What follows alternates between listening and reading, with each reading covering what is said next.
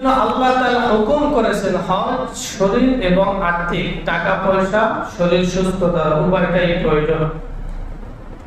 প্রত্যেকটি সুস্থ মস্তিষ্ক বালেগ পুরুষ এবং মহিলাদের জন্য একবার হজ করা ফরজ। হজের আবিধানিক অর্থ হলো ইচ্ছা করা, সংকল্প করা, দৃঢ়তার সাথে সংকল্প করা।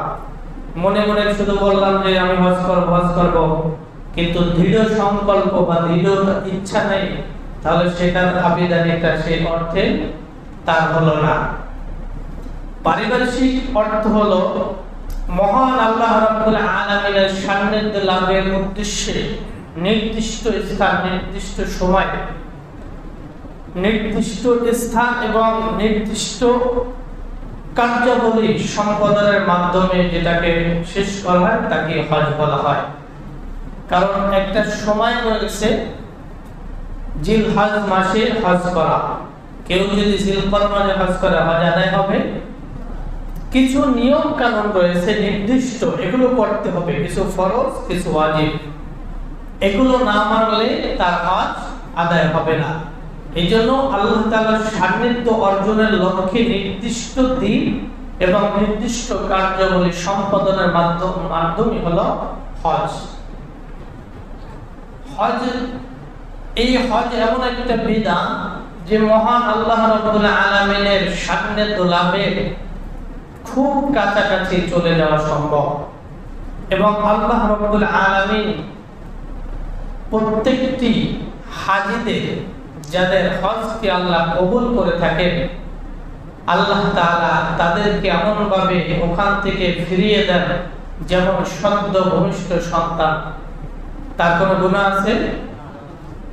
একদম পুত পবিত্র মায়ের উদর থেকে মাত্র দুনিয়ার জমিনে পদার্পণ করেছে এমন সন্তানের মতো তাকে আল্লাহ তাআলা করে দেন। সুবহানাল্লাহ। হজের 3টি ফরজ রয়েছে। এই 3টি ফরজ আদায় করতেই হবে, না হলে আপনার হজ হবে না। 1 নাম্বার ইহরাম বাঁধতে হবে। সাদা কাপড়, সেলাইবিহীন সাদা কাপড় ইহরাম যেটাকে বলি আমরা, সেটা বাঁধতে হবে। 2 নম্বর আরাফার ময়দানে অবস্থান করতে হবে। আরাফার ময়দানে অবস্থান করা এটা ফরজ।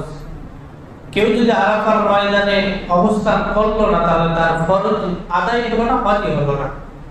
3 নম্বর ওকুফে জিয়ারাত, তাওয়াফুল জিয়ারাত, অর্থাৎ জিয়ারত করা। তাহলে হজের ফরজ হলো 3টি। 1 নাম্বার হলো ইহরাম বাঁধা, 2 নাম্বার আরাফার অবস্থান করা, 3 নাম্বার জিয়ারত। এই 3টি কাজ যদি সম্পাদন না করা হয় তাহলে সে হজের মধ্যেই ঢুকতে পারলো না, হজ করার আগেই হজ শেষ। এরপরে কিছু আছে ওয়াজিব। হজের 6টি ওয়াজিব আছে। তার মধ্যে সর্বপ্রথম যে ওয়াজিবটি সেটা হলো সাফা ও মারওয়া, 2টি পাহাড়।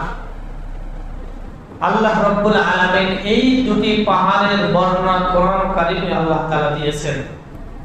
আল্লাহ রাব্বুল আলামিন বলেন, ইন্নাস সাফা ওয়াল মারওয়াতা মিন শাআইরিল্লাহ فمن حج البيت أو اعتمر فلا جناح عليه।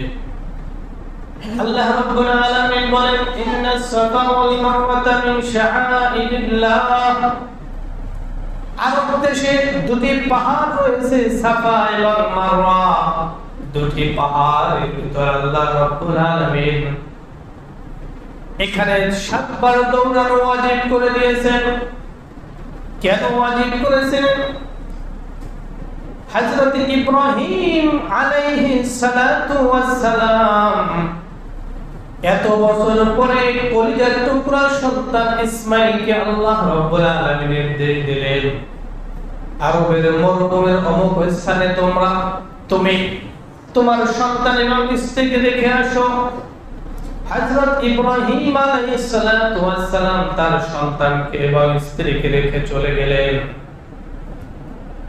তার মা হাজরা আলাইহিস সালাতু ওয়াস সালাম সন্তানকে রেখে পানির জন্য এখানে পাহাড় দ্বয়ের মাঝখানে দুই পাহাড়ের মাঝখানে 7 বার চক্র দিয়েছিলেন।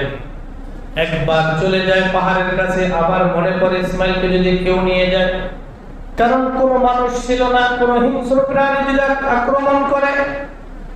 আবার দৌড়ে সন্তানের কাছে আসছে। এভাবে 7 বার সাফা এবং মারওয়ার মাঝে ইসমাইল আলাইহিস সালামের মা দৌড়াদৌড়ি করেছেন।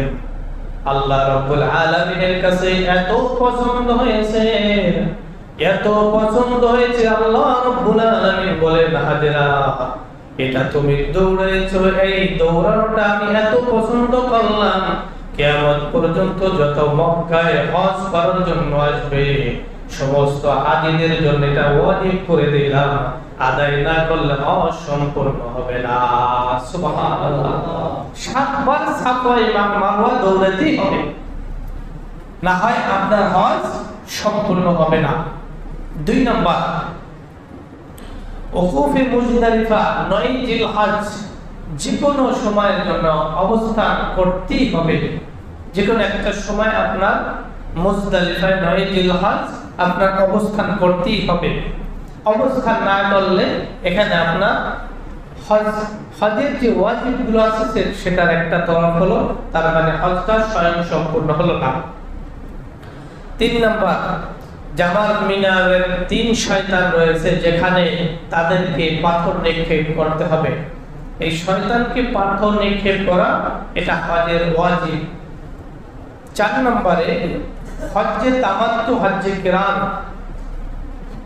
হজ্জে তামাত্তু এবং হজ্জে কিরান এই দুটি হজ যারা করবে তাদের সম্পাদন করার শেষে তারা দম দিতে হবে, অর্থাৎ কুরবানি দিতে হবে। 5 নাম্বার, ইহরাম খোলার পূর্বে মাথার চুলকে মুন্ডন করতে হবে, চুলকে ফেলে দিতে হবে।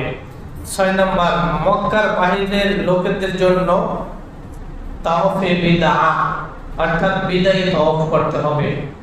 মক্কার ভিতরে যারা আছে তাদের না করলেও হজের সমস্যা নেই, কিন্তু হজের বাহির থেকে যারা আসবে সকলকে বিদায় বেলা আপনার তাওফে জিয়ারত আরো একবার জিয়ারত করে তারপরে হজ সম্পন্ন করতে হবে।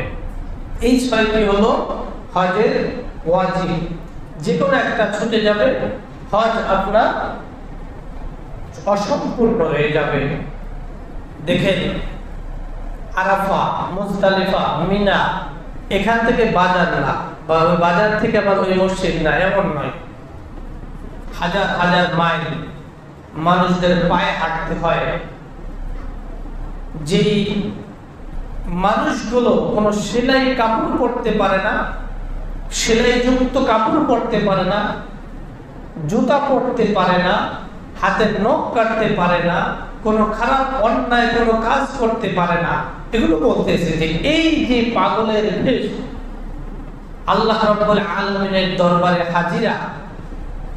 আপনার আমার বাসায় কোনো মেহমান যদি আসে, তাহলে মেজবানের কর্তব্য হলো মেহমানের যথাযথ সম্মান এবং কদর করা। সে যদি বলে 1 গ্লাস পানি আমাকে দেন, তাহলে আপনার উচিত হবে, মেজবানের উচিত হবে তাকে একটি গ্লাসে পরিষ্কার করে তাকে 1 গ্লাস বিশুদ্ধ পানি তাকে পান করানো। এটা মেজবানের দায়িত্ব। মেহমানের যত্ন নেওয়া মেজবানের দায়িত্ব। আর কেউ যদি রাস্তায় বসে চায় তাহলে বাড়ি যাবে, আসবে, দিবে। সে যদি নাও দেয় তার কোনো এখানে বাধ্য না সে দিতে, তার কোনো অপরাধ হবে না, গুনাহ হবে না। আল্লাহ রাব্বুল আলামিনের দরবারে যারা সরাসরি গিয়ে মেহমান হন, কারণ আল্লাহর ঘরে যারা যান, হজ করতে যারা যান, তাদেরকে আল্লাহ তাআলা কি বলেছেন? আল্লাহর ঘরের মেহমান। আল্লাহর ঘরের যেহেতু মেহমান, মেজবান হবেন আল্লাহ রাব্বুল আলামিন। এজন্য আল্লাহ রাব্বুল আলামিন বলে, যেহেতু আমার মেহমান হয়ে তুমি ঘরে এসেছো, তাহলে তুমি যা চাইবে আমার দায়িত্ব হয়ে পড়ে সেটা তোমাকে যথাযথ দেওয়া। সুবহানাল্লাহ।